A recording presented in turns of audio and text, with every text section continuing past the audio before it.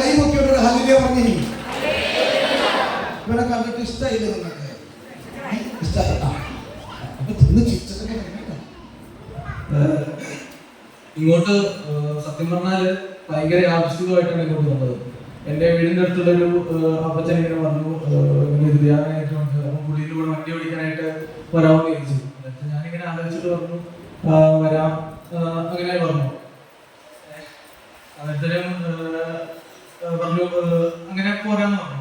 അനന്തരം ഞാനും ഇങ്ങനെ കുറച്ച് നാളായിട്ട് ഇങ്ങനെ ആലോചിച്ചിരിക്കുമായിരുന്നു, നല്ലപോലെ സംസാരിക്കണം. ഞാനും പള്ളിയിലൊന്നും അങ്ങനെ കുറച്ച് ആത്മീയമായിട്ട് അകന്നിരിക്കുന്നത്.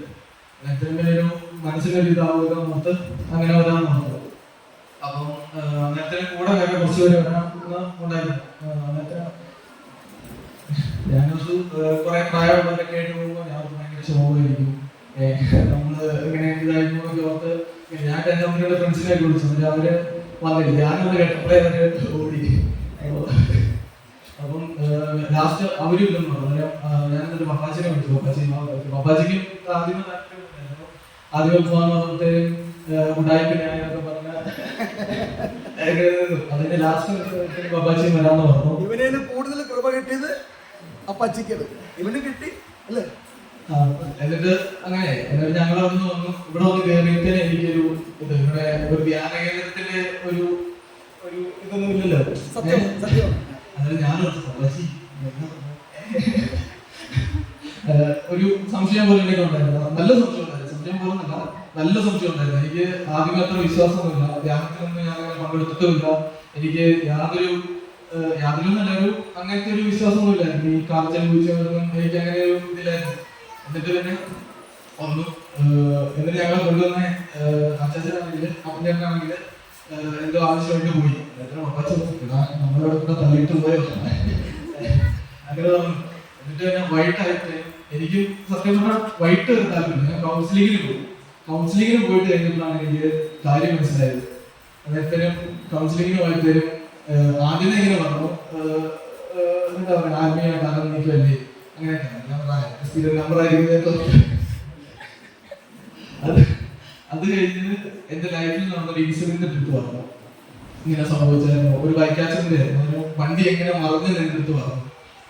ഇങ്ങനെ ഏത് സൈഡിലും മറിഞ്ഞു. അന്നേരത്തിൽ എനിക്ക് മനസ്സിലായി ഇത് കളിപ്പില്ലത്. അത് കഴിഞ്ഞ് പിന്നെ അങ്ങനെ ഓരോരോ കാര്യങ്ങൾ പറഞ്ഞു. അത് കഴിഞ്ഞ് എന്റെ അടുത്ത് പറഞ്ഞു സംസാരിച്ചിട്ട് ഒന്നുകൂടെ പറഞ്ഞു.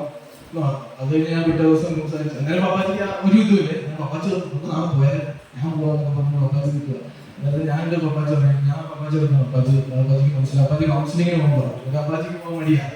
എന്നിട്ട് പിന്നെ പിറ്റേ ദിവസം സംസാരിച്ച് ഞാൻ പിന്നെ കൗൺസിലിങ്ങിന് പോയി. കൗൺസിലിങ്ങിന് പോയപ്പോൾ ഞാൻ പറയാൻ മറന്നുപോയ പാവമുണ്ട് എൻ്റെ അടുത്ത് പറഞ്ഞു, ഇങ്ങോട്ട് പറഞ്ഞു. ഞാനങ്ങനെ സത്യമായിട്ട് ആ കാര്യം ഞാൻ മറന്നിരിക്കുകയായിരുന്നു. ഞാൻ അത്ര ഉള്ളൂ, പാവം അത്ര ഉള്ളൂ എന്നിങ്ങനെ ഓർത്തിരിക്കുകയായിരുന്നു. നേരത്തേനും എൻ്റെ അടുത്ത് ഇങ്ങോട്ട് പറഞ്ഞു പാവമുണ്ട്, മറന്നുപോയ പാവങ്ങളെ ഓർമ്മിപ്പിച്ചു. എന്നിട്ട് ഞാൻ പിന്നെ പോയി സംസാരിച്ചു. അതെല്ലാം കഴിഞ്ഞപ്പോഴേയും എൻ്റെ ഉള്ളിലൊരു ഇതായി മറവായി. അതെല്ലാം കഴിഞ്ഞ് കുർബാനയെല്ലാം സ്വീകരിച്ച് അന്നേരത്തിന് ഒരു എനിക്ക് ഫുള്ള് ഇതായി. പപ്പാച്ചിക്ക് അന്നേരം ഒരു ഇതുമില്ലായിരുന്നു. അത് കഴിഞ്ഞ് ഇന്നലെ എന്നിട്ട് പുറത്തുനിന്ന് ഇന്നലെ ഉച്ച കഴിഞ്ഞാണ് എന്നിട്ട് പുറത്തുനിന്ന് കൊണ്ടേക്കാൻ മേടിക്കാനായിട്ട് ഞങ്ങൾ അങ്ങോട്ട് പോയി. എന്നിട്ട് പപ്പാച്ചി ഇങ്ങനെ പറഞ്ഞുകൊണ്ട് ഇത് അങ്ങനെ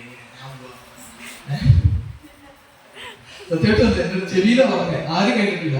എന്റെ ചെവിയിൽ എങ്ങനെ പറഞ്ഞു, ചെവി വന്നിട്ട് ഇങ്ങനെ പറഞ്ഞു ഇത് ആയി പറഞ്ഞു. ഞാൻ ഇങ്ങനെ അത് കഴിഞ്ഞ് ഇവിടെ കൈവച്ച് അത് ഇവിടെ പ്രാർത്ഥന ഉണ്ടായിരുന്നു. എല്ലാവരും തലയ്ക്ക് കൈവച്ച് അങ്ങനത്തെ പ്രാർത്ഥന ഉണ്ടായിരുന്നു. അപ്പോൾ പ്രാർത്ഥനയ്ക്ക് ഇങ്ങനെ ഈ കസാലയിൽ ഇരിക്കുന്നതുകൊണ്ട് പുറകെ ഞാൻ നിൽക്കുന്നു. അതിൻ്റെ ആദ്യം അച്ഛൻ വന്നിങ്ങനെ ശുശ്രൂഷ ചെയ്തു കൈകൾ പ്രാർത്ഥനയ്ക്ക്. എന്നിട്ട് ബ്രദർ തന്നെ കഴിച്ച് പ്രാർത്ഥിച്ചിട്ട് ചെവിയിൽ പപ്പാച്ചൊരു കാര്യം പറഞ്ഞു. എന്നാ ഈശോ എന്നോട് പറഞ്ഞു, ഈശോ എന്നോട് പറഞ്ഞു കള്ളത്തരമാണെന്ന് പറഞ്ഞു. ഇതെല്ലാം കള്ളത്തരമാണോ?